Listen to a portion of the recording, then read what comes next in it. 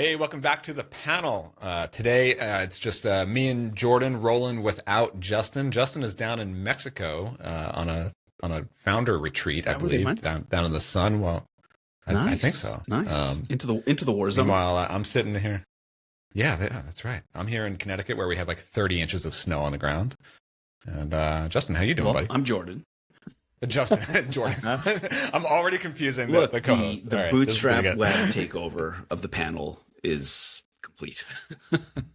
That's it. Here we go. I'm good. It's great to see you. I hope Justin has a great time. Founder retreats, man, I am due for one of those. I don't even want a founder retreat. I want the whole team.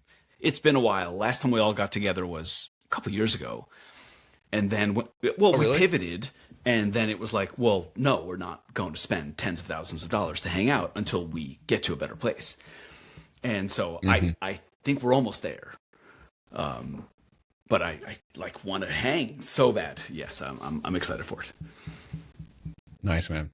Yeah, I'm back in the office today. It's Wednesday, and we did like a last minute ski trip with the girls yesterday because they're off school this week because of the snow. So we were like, let's just hit the road and get some snowboarding in. So I'm actually super tired today. I'm going to try to stay awake because I hammered out a YouTube video on Monday, then went then like drove 2 hours, went snowboarding, came back this morning and did more shoveling of snow this morning with the additional snow that piled on. It's just craziness around here. I feel you. I don't know, mid 40s. back at it. That feels like the game. It's a bit exhausting, but you're kind of lucky to do all of it at the same time. I mean, this last weekend.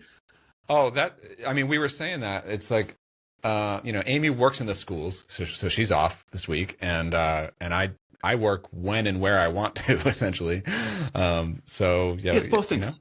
And it's great to be able to go on like a Tuesday and there's like nobody else on the mountain. Sounds nice. And, yeah, this last weekend, my wife was away with friends, and the thing I did most last weekend was drive. I just drove everywhere. I have 3 kids, and they have friends and birthday parties. Oh, yeah. Yes, Shuttling them but around. it's also Yep. it's like a joy, It's just like being in that environment. It's been great. We've got my older's birthday party this Sunday. She's turning 11. Okay, congrats. So Very good nice. time. Yeah, mine are. They had a birthday party. Excuse me, a birthday a few weeks ago, and then we have multiple birthday parties coming up, and then spring break, and it's all exhausting, and it's great. But let's get into it. We have a topic here. Hey, let's get into it. I want to cover a topic first that isn't about either of us. Kind of a phenomenon that I'm surprised by, and the way I would define it is a friction to adopting AI tools in companies that I'm surprised by. So perfectly understandable for a traditional business to have some friction around adopting these tools. Maybe they're not even aware of them. Maybe it sounds scary. No one knows how to run it, whatever else. What I don't expect is small software companies with a lot of friction, either at the company level or the individual level. I thought that what was happening in our company was happening everywhere, where everyone just immediately is jumping on this. And as I talk to other founders in our communities and our peers, I'm kind of shocked by how much friction there is to adopting, and specifically surprised by the founder's approach to people on their team not adopting. Right? Like the Okay. I don't know, openness, acceptance of people not adopting versus pushing them, or the hesitancy to making it a requirement. I thought I was kind of right in the middle on it, and it sounds like maybe I'm a bit more extreme on like demanding and requiring adoption. And I'm surprised. I would love to hear, maybe without naming companies and names, but like I would love to hear like examples of what you're seeing, because I'm sort of seeing some of the same, but I'm seeing examples of the polar opposite from other small and medium and established SaaS companies. I'm in a few different communities where I'm seeing a lot of actual adoption from SaaS players that we know. I am seeing it all over the map. I guess like if you look at on like Twitter and stuff, you tend to see more of the people who are psyched about it and using it because they're the louder ones and partly like hyping it up and stuff like that. But I'm also in some private communities where it's definitely clear that it is being adopted in very different ways and different schedules and different levels, I would say. But I'm curious to know, like, are you talking about like SaaS companies where the founder or founding team are technical, or you're talking about like leadership team and their relationship with their team and their adoption of it? Yeah.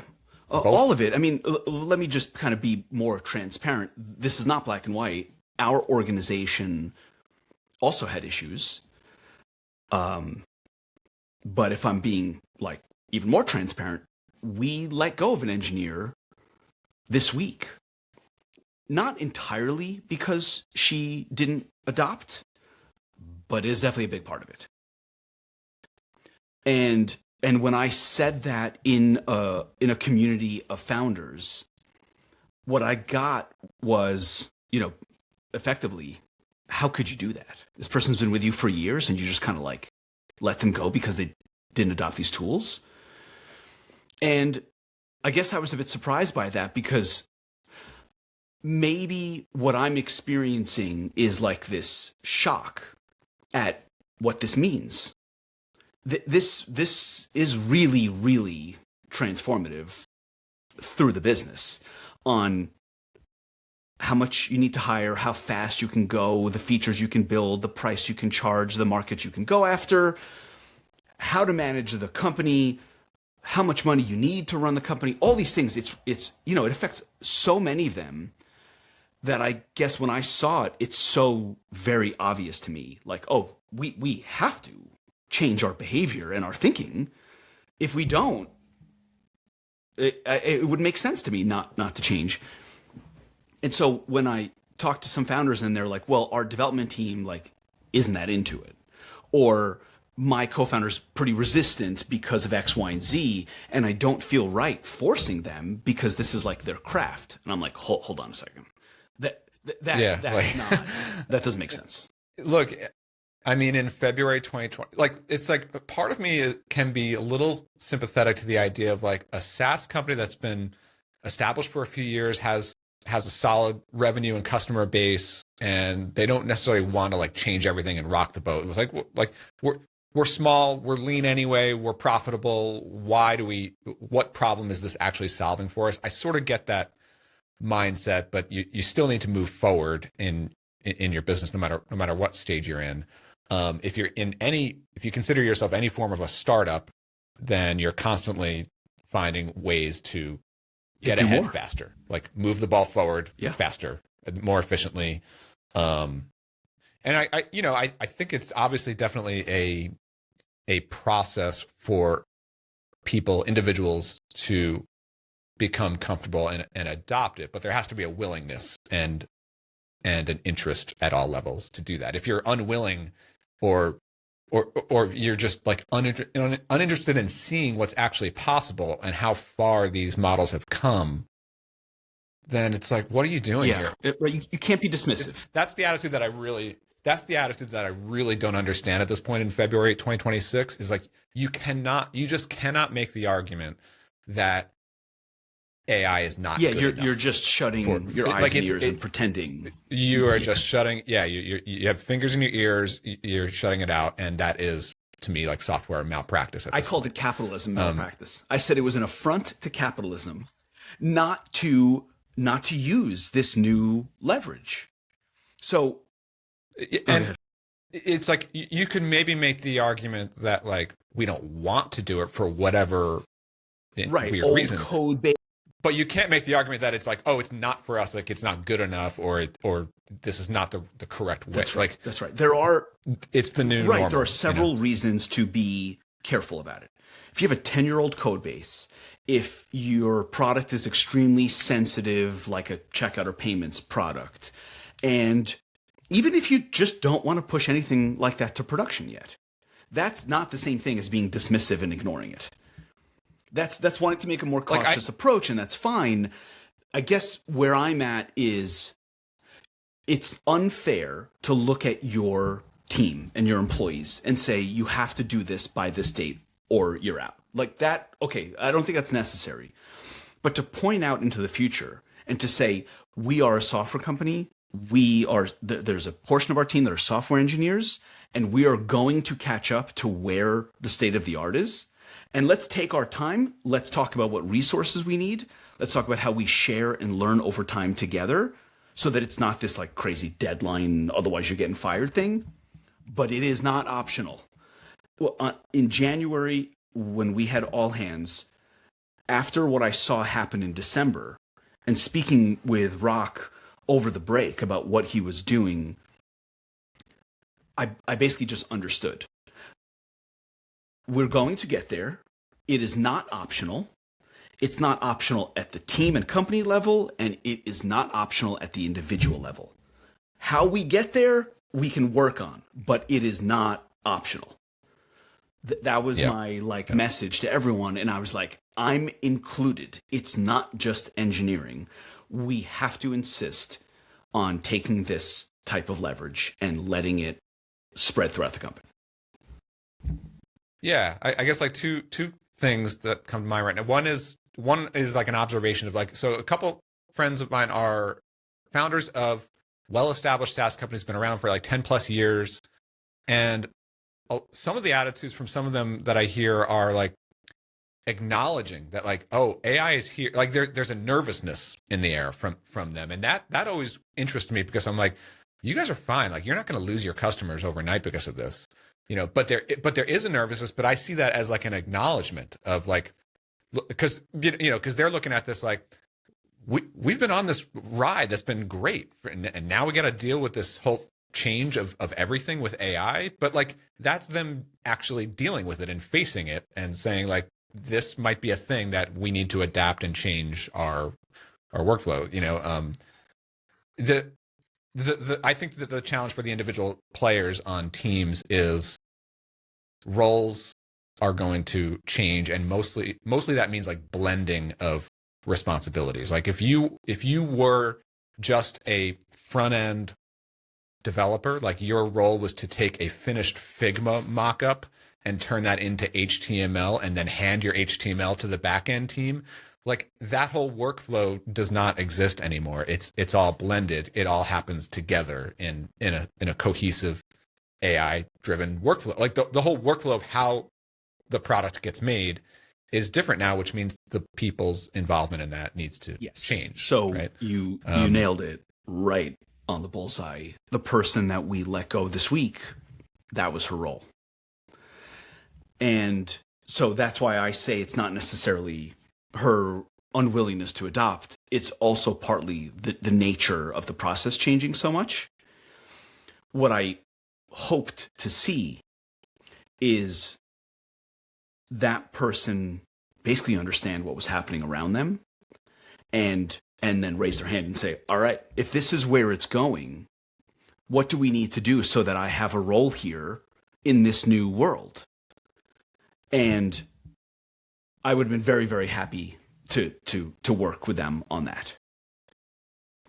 I saw this tweet from this guy Matt Pocock. I've been following his work a lot. It speaks to this really well. When I say that our engineering process is folding in on itself, that's what I think of. If you think about a sheet of paper with a line drawn on it of the process, all the way from design to the collaboration between design and product, to the finished Figma file, hand it over to the front end, hand it over to the back end, hand it over to testing. And then if you just think about it, that piece of paper just literally just being folded where the middle doesn't look the same way, that's really what happened to us. We experimented with effectively going directly from Figma into the back end, and everything worked great. And that's a problem. I think it's also a bit easier for me to say that because I'm not an engineer, so I'm viewing it with, one step back from being the person that's like, well, I've been doing this for 10 years a certain way, And now you're telling me everything I've done over the last 10 years no longer exists in the same way. And therefore, I should have no problem at all just, changing and viewing it differently. Like, it's much easier for me to say because I'm not in that role.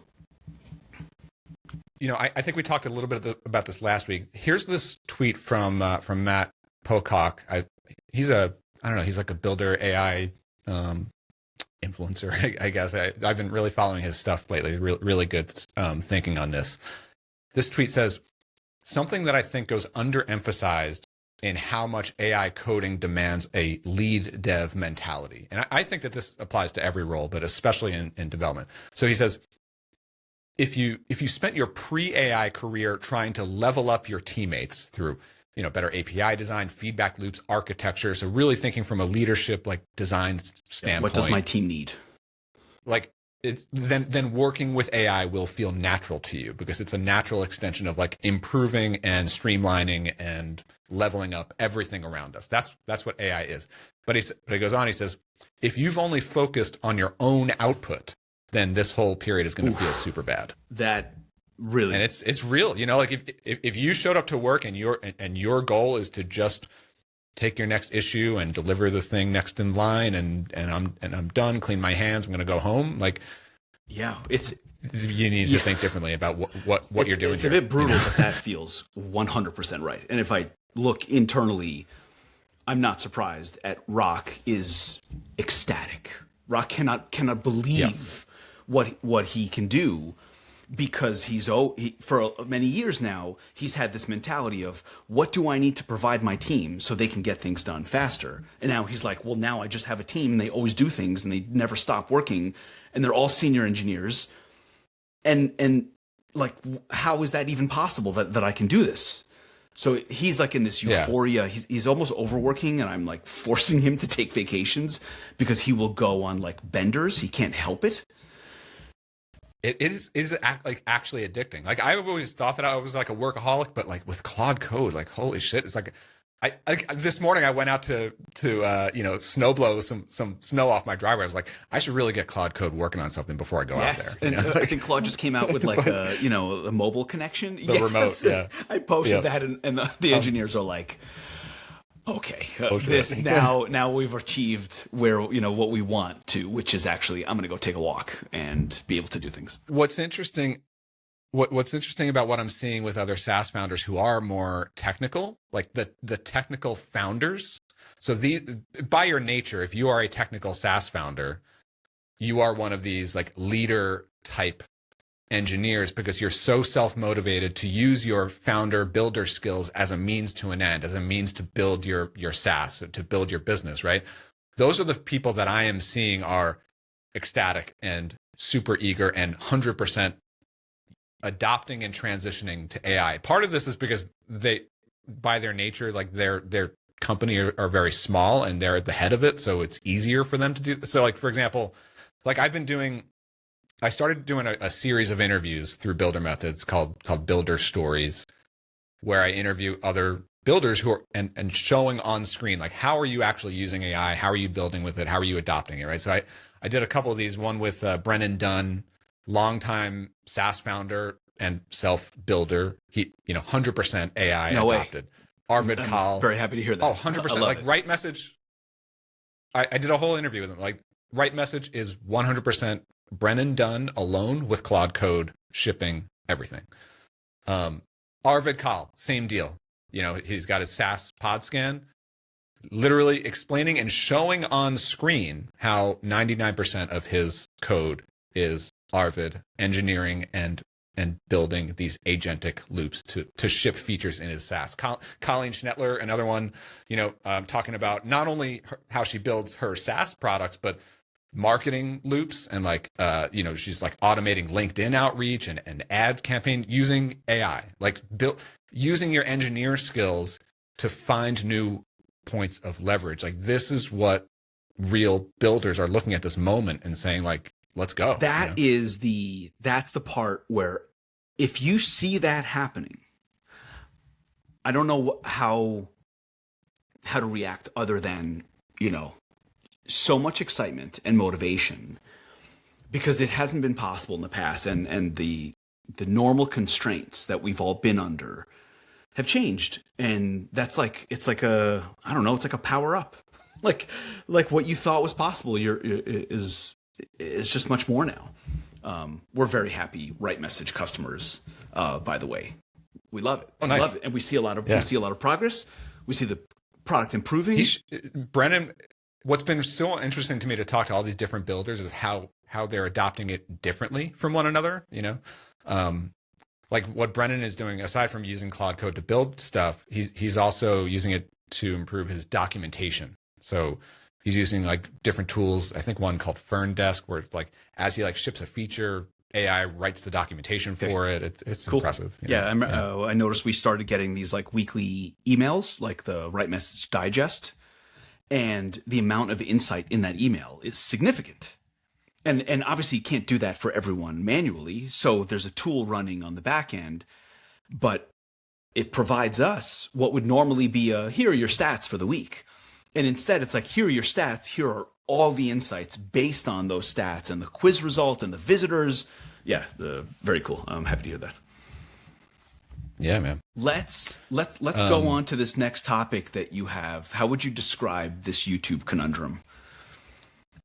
Yeah, so I don't know if it's like YouTube. Yeah, a lot of it is baked into YouTube, but it's just in general where my mindset is at now. And you've heard this on the podcast for the past year from me is like I'm basically like I'm sort of out of opinions about SaaS in general, and I'm much more in the weeds on what it means to be a creator and run a creator business and the creator business model.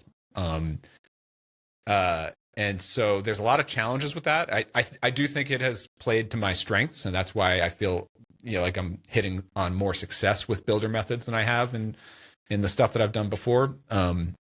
So a lot of things are working well in builder methods. The funnel is fantastic. It's growing every month. Customers come in every day. Strangers are finding it every single day. I'm loving it. I love the process. Well, I should say I love parts of the process of creating it is one of the things that has been sort of a challenge for me. There's multiple challenges, but one of them is the mindset of what is this actual business, because it has taken a long time. I'm still working through this to like break my mindset out of being such a product focused person. So like everything I ever do has always been like, what is the product? And that's the thing that I'm selling. So whether it's Clarity Flow or before that Audience Ops or, but then like, as I started getting into builder methods, I created things like Agent OS, which is like a free open source thing, but that is a product. And then Design OS after that. Builder Methods Pro is a product. Yeah, so your creation is actually your marketing in that context. If it all leads into selling a product, the creator element is what builds the audience and the marketing. Well, like part of the challenge is that like I have to start to embrace that like not everything I do has to be a product that I created. Really what I'm selling here with builder methods is the content and the community and the transformation that people experience when they start to come into this ecosystem. And so I have to be less about like, hey, use my product, use Agent OS and not everything else, because that doesn't matter. It anymore. Almost like biases your... It's too biased. In my opinion, like I've even come to the point where like I don't actually use Agent OS for a lot of my work anymore. Part of it is like those tools, creating tools in general, like this industry it moves so fast that like tools become obsolete in a matter of months, or techniques change, or the models get better and just start to fold in a lot of features that I scaffolded out half a year ago.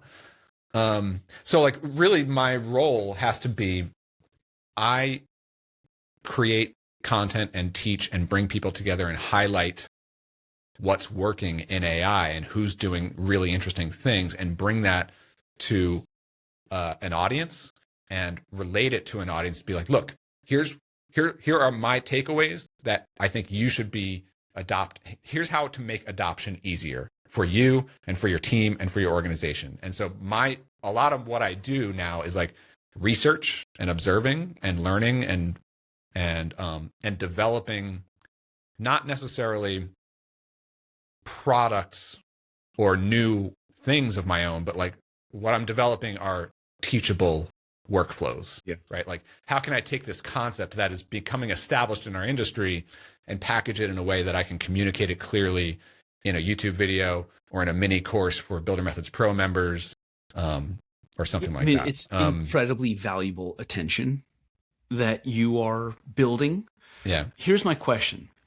If you stepped away one layer from selling the product as the business model, the end results, right, where the actual value changes hands, what can you teach? What's the subject matter? Like, what are you working on? If you want to show workflow, what is it in service of? Do you need to build something abstract? Do you need to build your own product and show that? Or are you showing how to do things? Like, do you need some canvas? Like, do you need a muse? I do try to zero in. I do try to zero in on some big high level workflow themes. A big one for me has been what's known now as spec driven development. And honestly, like, I'm not saying I coined the term, but I was one of the first people talking about that early last year.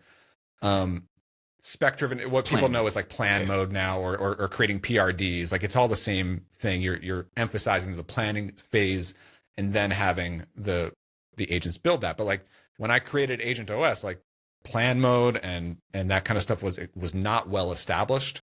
So that's been a big emphasis for the last several months. Now we're moving into like some other things like Ralph loops, the Claude and verification, where and like my last couple of videos, like I've been deep into setting up OpenClaw. So yeah, like I try to relate it to professionals as individuals, but also teams, and how they can adopt it. Like, it's really about, like, everyone is feeling this this anxiety over what we were just talking about. Like, either we feel like we need to adopt AI and we are behind the eight ball on that, and we need to catch up. So that's an impetus that brings them into my orbit. Or they're already in motion with AI and they just kind of want to be around other builders and connect with other builders and level up even more and stay on the cutting edge. It's got to be a fraction. Your monetization must be a fraction of the potential, right? So that 100%, dude. This is my biggest challenge. So like, whatever you see me do publicly, from the YouTube channel to selling memberships in Builder Methods Pro, the newsletter that I do, that is what ends up being published. What I'm actually spending my time on and all of my energy trying to solve is, how can I make this business model work? Capture more. Because there are so many things that I feel are wildly inefficient right now with what I'm doing. Number one is just I just have so many opportunities. Like, I should be tripling, quadrupling my revenue this month, and I'm like unable to capitalize on a lot of it just due to lack of bandwidth. That's one side of it. Maybe the related side, and so like that is wrapped up in like sponsorship opportunities. Like, constantly, like people want to sponsor my channel. Makes sense. And then consulting opportunities and like private team workshops. I've done a few of these private team workshops. I have a few more coming up, but like that, I want to talk about that piece of it in a minute. But the main bottleneck is still me, and I expect, like, this is a creator business, so obviously I'm going to there's always going to be some level of like, it requires me to be on camera and that kind of stuff. But what I'm working on all the time is, how do I streamline going from an idea for a YouTube video to scripting it out, bullet pointing, recording it, handing it off to my editor, having that get it to like 95%, I go in and do the final finishing touches, or maybe I can get it to a point where I don't have to do that at all. Like, that seems so easy to rattle off in one sentence, but it's been a 6-month effort, of just hammering through that process over and over and over again, and trying 1,000 different things. And I'd say it's even 50% of the way there. Like, there's so much more pain to get through, to iron out. You know, and like that part of it is that because part of it is like I want to release double or triple the number of YouTube videos that I do, because clearly that is the funnel that's working. I want to double down on that. Yeah, do you have to ease off the quality of the finished product in order to do that? Yeah, maybe, but even that is like difficult to figure out. Like, how do I actually do that? And there's different video types. So there's like the deep dives where I spend a whole week like producing it. There's like the new feature drop, like Claude Code just released this remote control feature, right? Like I should be able to hit record today, have a video out about it tomorrow. And like, I don't have that muscle right now. There are other YouTubers in my space who are doing that right now. And I need to figure out how to make that work. But then that's like a disruption to like, but I'm delivering this Claude Code course to my members, but I have sponsors to do sales processes over here. But I've got, you know, tooling and OpenClaw stuff. And like, yeah, OpenClaw might seem like a fun toy to play with, but I just did a YouTube video that got 300,000 views when I talked about it. Like, I mean, like I have to have time to play with this stuff and to research it but not only like figure out how it works, but also figure out like, what do I have to say about this? How am I going to make this interesting and useful to people? And that part of it feels like the most valuable thing that you add.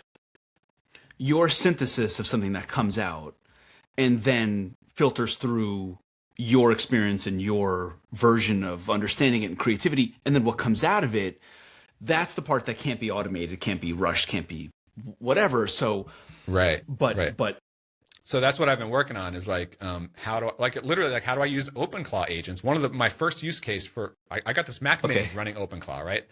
My first use case for it is to have my agents help me with researching the market and giving me a list of potential ideas that I can develop into either YouTube videos or shorts or tweets or newsletters or blogs. And I've been working through this process where it's like, they're not just like automatically a bot is going out and writing a finished tweet and I'm not into that because it still needs to be from me. So it's more like my bots are generating prompts for me. So a couple times a week I can go through and like answer their here are the most likely things to succeed from an attention YouTube audience point of view. Yes, they are analyzing that, but they're also analyzing everything that I'm doing. So I've also set up OpenClaw so that it's capturing everything I do. From this podcast transcript is going to get into OpenClaw by later today. You know, my work in Claude Code, the sessions and the GitHub activity is being logged into OpenClaw and into this brain system. You know, whatever I publish, whatever I create internally, it's all my agents have access to that. They can read all that and they can pull ideas like, oh, like you worked on this thing. Maybe you want to expand on that in a newsletter, you know?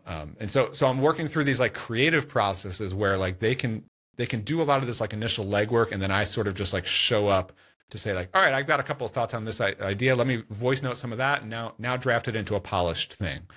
And you know, I'm just like constantly thinking of like ways that I can spend my time doing the creative thinking, building stuff, and less of the like the busy work. You know, I think the sponsorships are the most straightforward monetization of the attention, right? And if you can find a way to do it with integrity, the way you like to do it, if someone wants to sponsor you, and you actually say, "Great, I'm going to learn your product, and I'll do a video about it, and it will be authentic," whatever that looks like, that feels like the most straightforward. I think the one with it definitely is, and I have no hangups about like I definitely want to do the product sponsorships. It's as long as you're being authentic. Who cares? Yeah, it's a little bit like the only and it's like literally on my to-do list for this week. But it's like I need to like kind of figure out what my baseline rates are and what's worth it for me to even do them. And then, but there's also like the sales process part of it, and there's different entities. Sometimes they're startups, sometimes they're agencies. I got to figure that whole dynamic out. And then there's the recording and like approval, creating it and all that. Yeah, and I have a lot of inquiries, so I can be a little selective about who I work with, and I'm going to have pretty high standards in terms of like I'm just not going to put up with a lot of bullshit because I don't have a lot of bandwidth for that. So, yeah, there's that. But I think what has the we can get into I was going to say the biggest potential is just outcomes. Like we would like to pay you to get an outcome, right? Okay, so this is something Yes. Okay, so this is something that is becoming an interest for me. I'm trying to figure out what, if anything, to do with it, right? So one thing that is already established in builder methods, I've done a few of these now where a company will come in and say they want me to present a private workshop to their team of engineers or their team of product people. We could talk about spec-driven development. We can talk about Claude Code. And what that has generally looked like is like usually like 2 or 3 calls. The first call is like, you download to me, like, how do you guys currently work? What's your workflow look like? What are your top questions? I'm going to go back, and 2 weeks later, I'm going to give you a private workshop that touches on those things. And we can do it like with an open Q&A session with your team. And I've done a couple of those. I'm like increasing the pricing for this. I get these inquiries a lot, and I don't want to do a lot of these. They are time consuming for me, but I have done them, and I'm open to doing them selectively going forward for different sizes of businesses, right? But then the other thing that has started to kick up lately are just general businesses of all kinds saying, we need to adopt AI internally. We see you on YouTube. We need you to, we want to adopt AI. Like, we already have these workflows. We already have these processes. And they're not even software companies. They're like real estate companies or like medical device companies or, whatever they're doing. Maybe they are a lot of them, like they are consultancies working with other companies, and they need an expert like me to train the consultants, right? So yeah, I have stopped doing consulting. Like I stopped building apps for clients and stuff, months ago. And like I said, like I need to be focusing all my time on creating, researching, learning, and communicating to the audience. Like that's my full-time you're like a job. boat that leaves like a wake of opportunity behind you. It's like, what part of that opportunity do you actually want to go after? I don't like to turn these people away. And lately I've been just talking to them over email saying like, all right, well, like, what is this? How about like a structure like this with like a price tag that looks like this? Is that palatable? And most of them are like, yes, can we get on a call? And I'm like, oh shit. I can't just go sell that because I don't have the bandwidth to deliver that kind of consulting.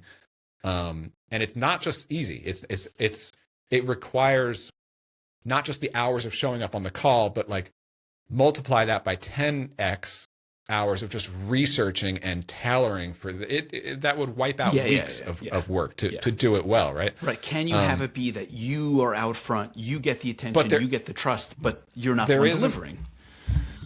And I've seen this model with some other companies like in my space where it's like they have somebody on their team who just heads up the consulting arm of that business. And that is an interesting model to me. And if I can find someone to just sort of partner with on that piece of it, and that would involve like those direct consulting engagements. Some of them are like month-long things. Some of them are just ongoing check-ins with companies, like recurring.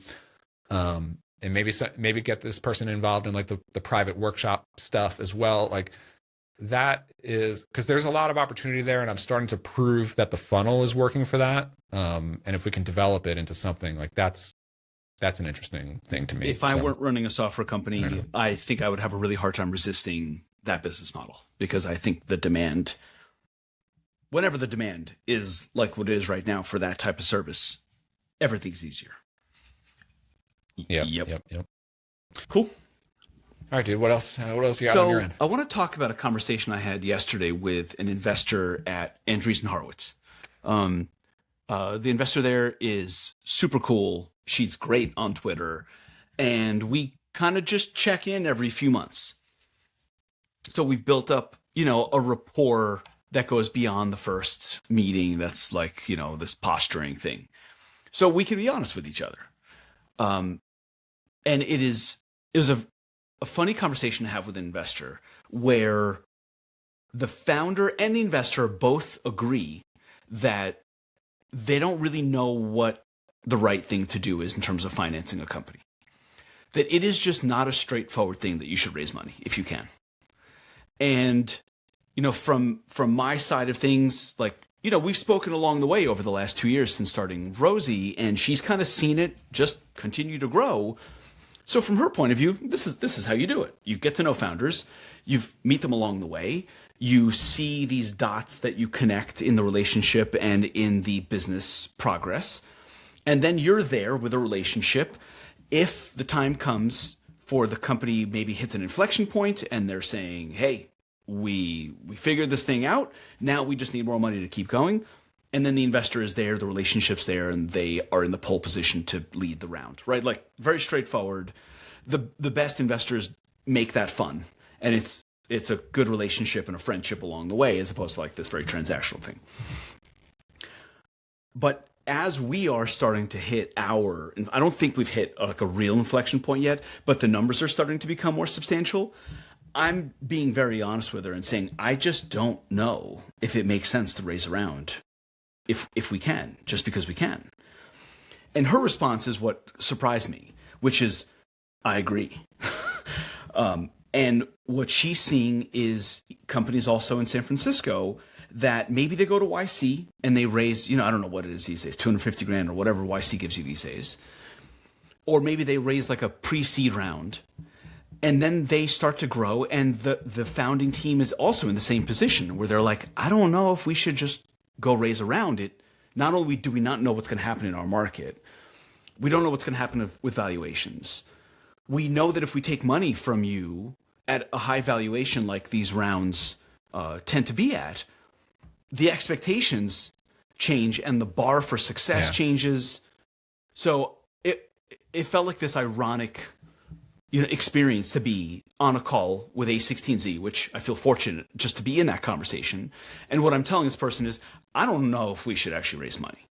So it's cool that we're talking, but I don't know what's right.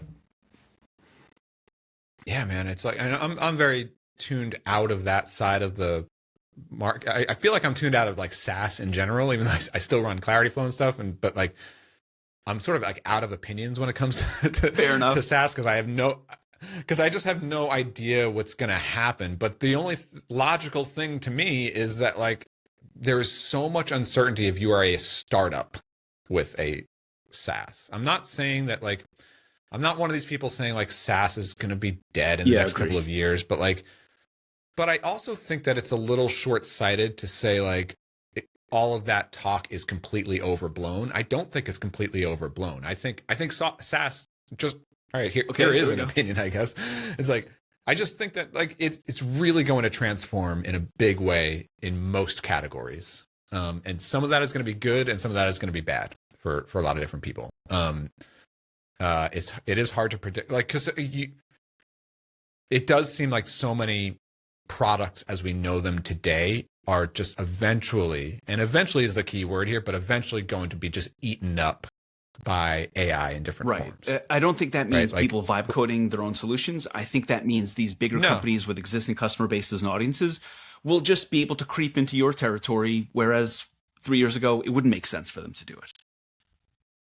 I think that's been the underreported thing, at least in our circles. When I say reported, I guess like under chattered thing is like because we all these SaaS founders, entrepreneurs like to talk about like, oh, nobody's going to vibe code real software in a business. Like, okay, fine, but what they will do is get really good at building a really good Claude skill and plug that into Claude Cowork, and now you just wiped out the need to have a CRM. Like. You don't actually have to create an app as we know it today. You don't have to actually use Laravel or Ruby on Rails and deploy it and run databases. You don't even know what, like a lot of the jobs to be done that we know of as software can literally be done with a combination of like Claude and Yeah. Gemini, like, you know, or Open or Codex. Like, like it's not because you can, especially you see this in the Claude ecosystem. They are literally building tools for work. They have a product called Claude Cowork, you know, and they have a thing called skills. And these are skills that you program into it to do jobs in your, like, these are just literally what they're building. I think you're right to point out, like, the nomenclature matters. They're not, it's not a mistake. Oh, it just happens to be called this. Like, no. The old thinking of like, in every spreadsheet there's a SaaS company. Like, that's not really true anymore. Now it's more like in every spreadsheet there's like a Claude skill or an Open Claude skill or a skill that you can plug into. The fact that there are marketplaces Codex for them, whatever, and they'll become ubiquitous. I think that part's really scary, and I think that under the surface, the conversation with this investor and all these other founders that are kind of wondering, I think that fear is humming underneath the surface. If I think about Rosie, I'm very, very happy that we're not selling to tech companies. Okay? I think about this amazing product that we started using called LangDoc. It was to provide context throughout the entire company so that instead of everyone working in their own ChatGPT or own Claude instances, it all put it together and it connects to Slack and Linear and Stripe. So everyone has like a Rosie marketing skill. It was awesome. And we were like, this is what we need after that January all hands. And we're like, this is the initiative. Let's all kind of get on board. We just canceled. It's been like 6 weeks because Claude opened up ability to connect with Slack and Stripe and Linear and whatever else. And we just don't need to pay $100 a month per person for LangDoc anymore. It just doesn't exist. So I look over at Rosie and I'm like, oh, good thing that these SMBs don't need it. But in the back of my mind, 2 years from now, I don't know if things look the way they look. So right now I'm like, oh, we're going to build this communications layer for your customers with the phone and text and chat and email. And that's still just resting on a set of assumptions that things look pretty similar. Yeah, this is the thing that I see all the time. And I'm not going to say I'm never great at like actually predicting the future. But I think a lot of the attitude that you see out there about AI, especially in our tech circles, it's like self-preservation thinking, or I don't know what it is, but it's like it to me it is a failure to see where the this next is headed few steps in the future. Yes. Like, because dude, like all you need to do is look 12 months ago.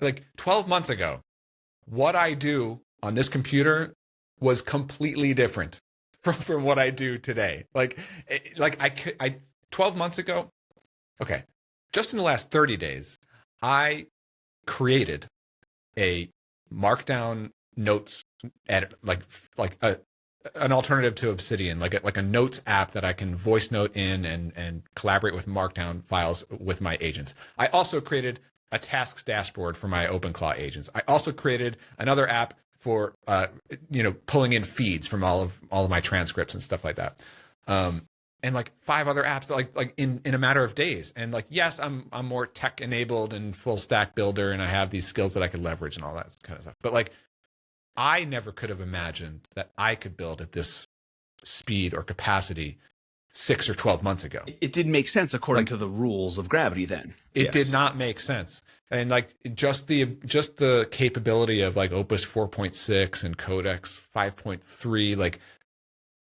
dude, before the end of 26, we're going to be at the next versions of these models. And they're so good now. Like it's going to get so much better, like exponentially better. And all of the friction that we see, like the need to open up a terminal window or the need to, spin up a VPS to run OpenClaw, like those are technical stuff that are going to melt away in the next 12, 24 months. And it's just going to become easier and easier for more people to adopt. The ability to see to the future has never been more valuable. It's never been cloudier in terms of predicting. But if you can connect things into the future and start to position yourself now, then that's a super valuable.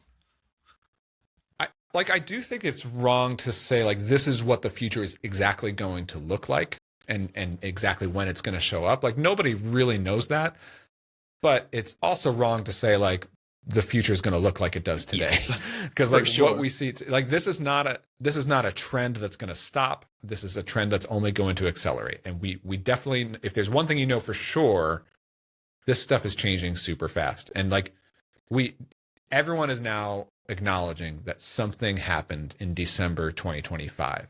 Like the industry came around, the holdouts all came around to say, actually, it's pretty good now. Yes. You know, and like, I think we're going to have more and more of those like inflection points, probably a few more this year, you know, pretty wild. So I want to end, speaking of the future, I want to end by identifying one of the things that is a bit future looking that I am most excited about. So there is like a little bit of a movement starting called ZHC. So Zero Human Companies. Okay.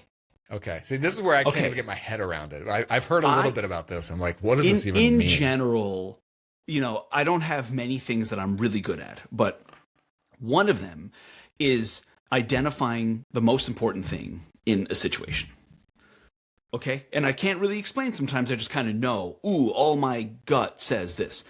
And as soon as I saw Zero Human Companies, everything in my mind said, I think I know what you're talking about. Okay. This is the most important thing in the room. So Zero Human Companies are what they sound like. Companies that run autonomously, but fully. And there are a few people on Twitter that are doing it. One is Austin Allred, who runs, what's it called again? Gamma? I forget. It was like a online school. I'm blanking. Okay, yeah. Gauntlet, which basically teaches people how to use AI and then works with recruiters and companies to get them jobs, like starting at $200K. That's the pitch. You don't pay for the school. You work really hard. We guarantee a job at least $200K. So very interesting business model. Great. But he's also tinkering. And he created an agent called Kelly. And this thing runs on its own and makes money on its own. Okay. The other person is Nat Ellison, I think the last name is. He's kind of a very prolific creator. He's down in Austin, always doing cool stuff online. And he created a ZHC called Felix. And then Tom Osman also created one, I think, called Juno. And so one of the interesting things is that this is tied to a crypto token. So they're like these. Yep. Here we go. Yep. So it's like a token backed or token run agent that goes out and figures out how to make money. And I think this is going to look very, very, very different 6 or 12 months from today than it does now. There will be agents out there that are wealthy and powerful and run big companies. And as soon as I saw that, I was like, I got to get involved. I need to understand where this is going. It's so interesting. I think I might have seen some of those. I think I saw like Christian Janko talking about this. Just the basic idea. If you strip it down to basics, like I was thinking, like I should just experiment with this. Throw $1,000 a month, $2,000 a month at an agent, or like give it access to an account that is like capped at some dollar amount, and say like your task is to figure out how to make this profitable. You should look at what Nat's doing with Felix, and that's kind of what he did. And yesterday was its first $10,000 day. Okay? Yes. Really? Do you know like what kind of things they're spinning up? It's like go to Upwork and bid and get things done for people. Like that. Okay? Yeah. It's like just like obvious ways to make money on the internet. Right. It's starting to go into other places now where it's like, well, let's just think about business ideas. And one was like, okay, I'll go and create a subscription service to real estate data. So I'll go to public listings and I'll go to government websites and I'll collect information. I'll sell to investors who are keeping an eye on foreclosure announcements or something. It's like. So do we start a fund that's just like AI only companies? Look, I don't know what to tell you, but this is like there will be billionaire agents. You just kind of squint out into the future and you think about Ready Player One Oasis type of an environment, which Right. the internet kind of is these days. And some of those avatars just won't be human. They'll just be agents. Like even just, and I mean, unbelievable, dude. It's like, I can't believe we're even talking about this, It but feels fake, but it is absolutely not fake. Even just from a research and analysis standpoint, like what would happen if you said, here's $2,000. Let's see what the agent does with it. Like, like just to watch it and like document what it's doing. And like from a content standpoint. For me, it feels like getting into this over the next 6 months can really, really transform your life much more than we think. Like right now, I mean, look, 10 grand in a day, that got my attention, right? That's not like a few bucks here and there. But I think there's like a moment before it gets saturated that people like us who see this, effectively no one else sees this. Numerically, no one sees this.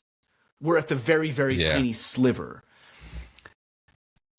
And like, again, like I think people can have these like mindsets of like, oh, that sounds so risky or experimental, or that'll never work, or you can never create a quote unquote real company like that. But think about all the different ways you could leverage something like that. That could just be a free funding source for your main startup. That could be retirement. That could be market research. I thought of as retirement. It could be as big as that. It could be as small as like here's an extra couple K a month to fund something in my life or in my business. Or it could be even just like let's spawn a bunch of agents to go do market research, market validation for startup ideas and see how well the agent does, and maybe that winner turns into a real company that I go run with. Like there's so many different ways you can run with this. So I'm kind of trying to call it right now.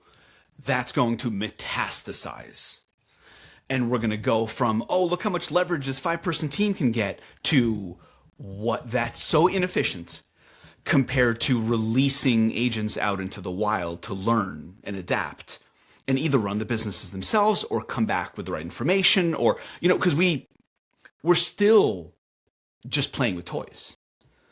But we're on the cusp of it turning serious, where the autonomy goes well beyond what we think. Because right now we're still marionettes. What would you call it? Marionette master?